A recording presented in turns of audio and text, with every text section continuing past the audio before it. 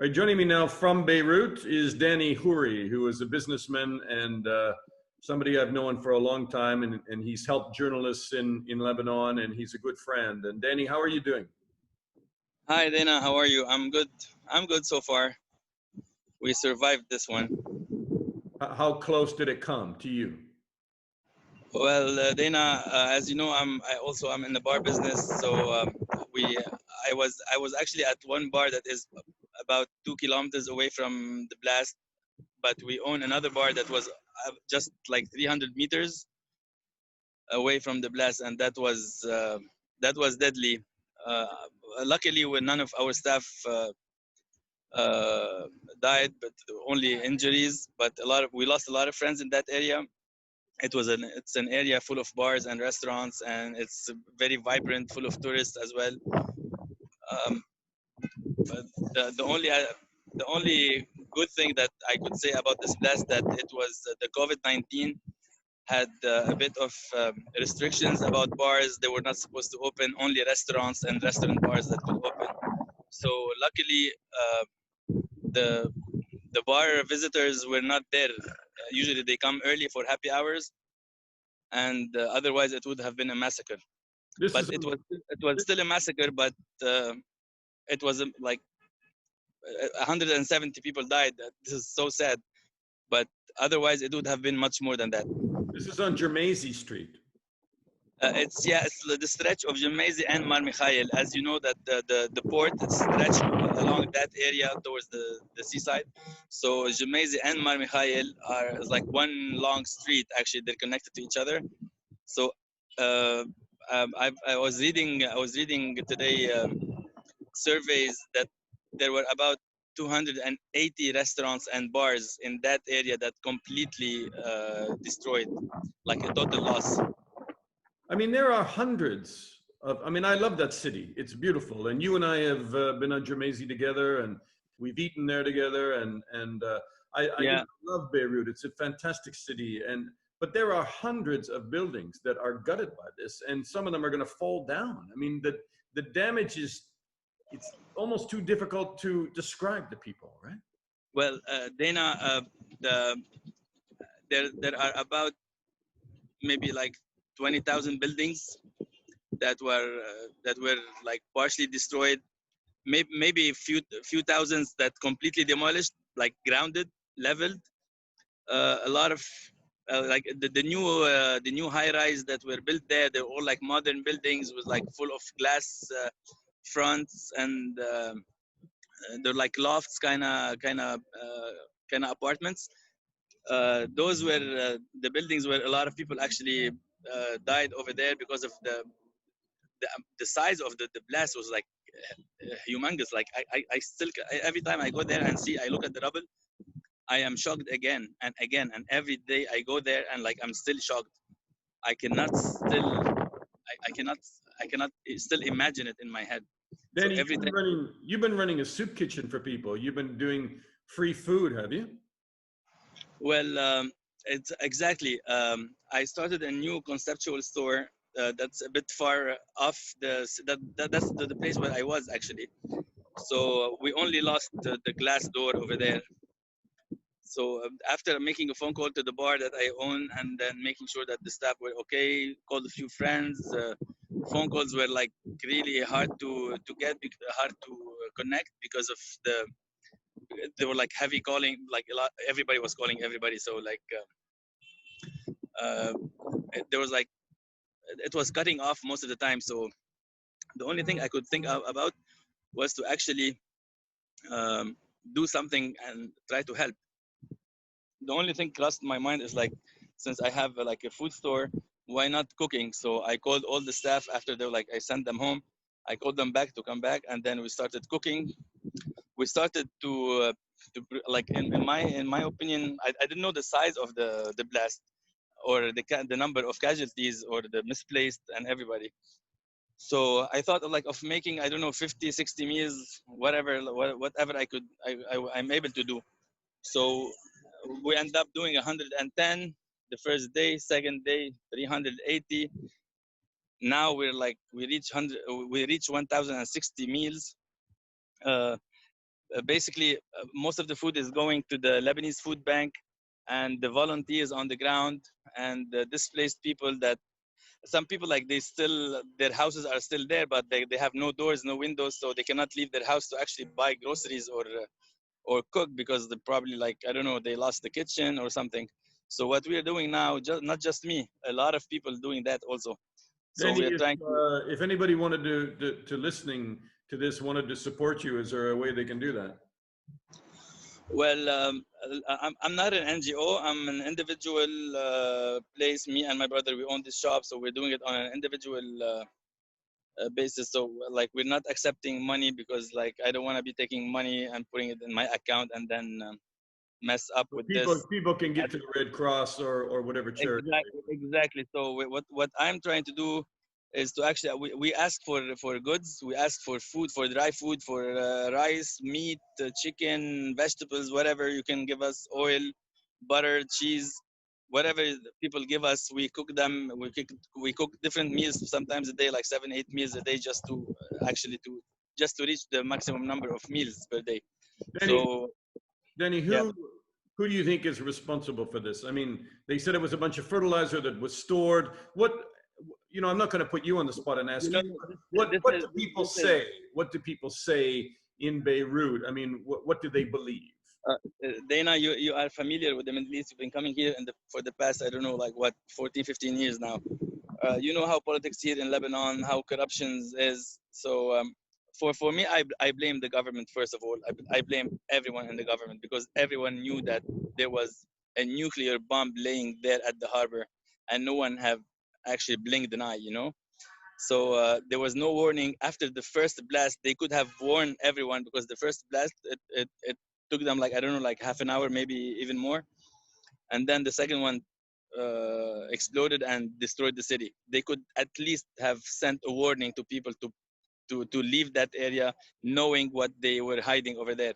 Was there indeed that much time between that initial fire and then the Yeah, second? the actual fire started. Yes, started like I don't know. I guess around 30 minutes or even more maybe, and Yeah. then there was a small blast, and then there was the second blast. That actually the fire started earlier because firemen went there. They were trying to put off the fire, and this is when the second explosion happened, and then killed almost everyone and destroyed half of the city.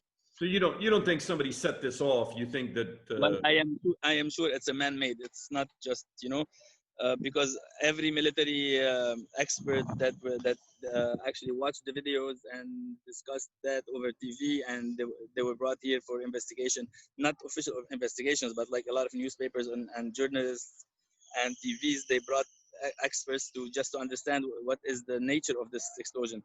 So everyone was saying that this it's definitely a man-made because like there is no way on earth that this kind of ammonium nitrate can explode by itself, and neither can explode by a fire next to it because you cannot put it on. So there has to be some kind of like a trigger, you know. There has to be a trigger that so you can explode that thing. A lot of things, a lot of people. There's a lot of theories. Some say maybe it was Israel that threw a bomb over there, maybe which they two deny? bombs. Some say that it could be a torpedo from underwater. Some could say like it's a sabotage. Somebody went there and placed the bomb, and so.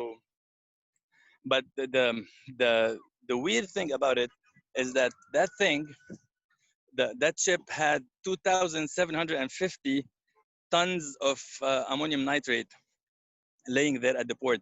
So every military expert that have seen such a thing or that study such a case been saying that the size of explosion of Beirut is not more than 600, not more than 500 tons of ammonium nitrate. So there's another 2,300 at least 2,300 tons that are missing. So in this case, I don't know. Like you can point finger at any directions. It could be the ISIS. It could be the Syrian opposition. It could be the Syrian regime. It could be Hezbollah. It could be It could be anybody. You probably But need an independent investigation in there, but I we think the definitely government need hasn't an allowed independent. that, right? We definitely need that. We definitely need that because, as you know, we have no more trust in that government that is Yeah. handling the investigation Danny, where today. does everybody go from now? I mean, I assume people are just kind of stumbling forward day by day, trying to repair what they have left, just in terms of even just trying to get glass back into apartments and have places to live and stay. I mean, where do you go from here? Dana, it's not easy. Maybe you've seen footage. Maybe you've seen the radiance of the explosion. Maybe you have an idea about the size of destruction, but no, you don't. Actually, you have to be here and see with your own eyes the size of destruction. We apparently need I don't know, 50 100 type of like large ships full of glass to cover all the windows and doors that were broken. It's like 15 kilometers away from a radiance of the blast that you see glasses were shattered all over. It's just So unfathomable. It's just hard to imagine how much damage you can see in the photographs and some of the video. You see some areas, but you can't understand yeah, how. I know. Like I saw footages before I saw the actual place before I went there, and I was like, okay, we know, like we've lived that. I lived the Civil War. It was like, it's just like any other bomb, like a big bomb, not big deal. But no, when I went there, like it's massive. It's like it's incredible. You cannot see the end of it. You cannot see the end of destruction. Like you are at one point where everything is leveled to the ground, and then but you cannot see how far it is. It's too far, man. It's like a desert. The hole that that the explosion made on the enforced concrete at the port at the harbor was actually 42 meters deep. Incredible.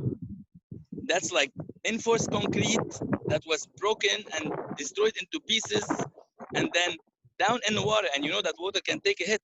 So it was like 42 meters deep. That's crazy. This is like, we were nuked, man. We were nuked. Literally, we were nuked Danny, with no radiation. I mean, Beirut and Lebanon was already reeling from COVID-19, right? The economy It was was not already just collapsing. COVID-19. It was COVID-19, and it was also the economic crisis that we've been living on since last August. Actually, it's been like a year now, where in October 17, everybody went down the street because of the exchange rate of the dollar. It was going too high, and there was like a lack of dollars. Like if you need to buy things, we actually import everything, so we need to pay for that goods that we're importing, and we were missing the dollars. So a lot of protests started going on the 17th of October last year because of the economy situation, because of the lack of the dollars, because of the unstable politics.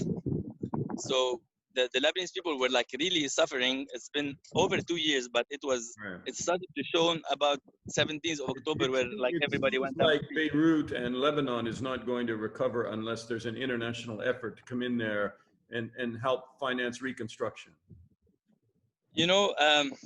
I've been like, I always thought about that, and we just don't need international aid for reconstruction. We just need an international aid to make at least the reform for this government, for this system that we're living in.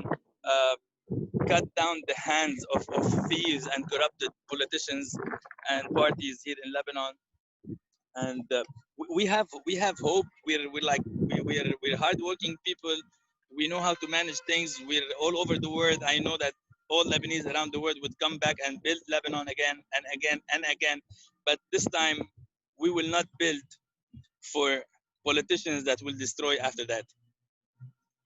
Danny, thank you for connecting, and my heart goes out to everybody in Lebanon and in Beirut. And I know, Dina. Thank you so much for calling and for asking about us. friend. You take Thank care. you for this interview. Take care, my friend.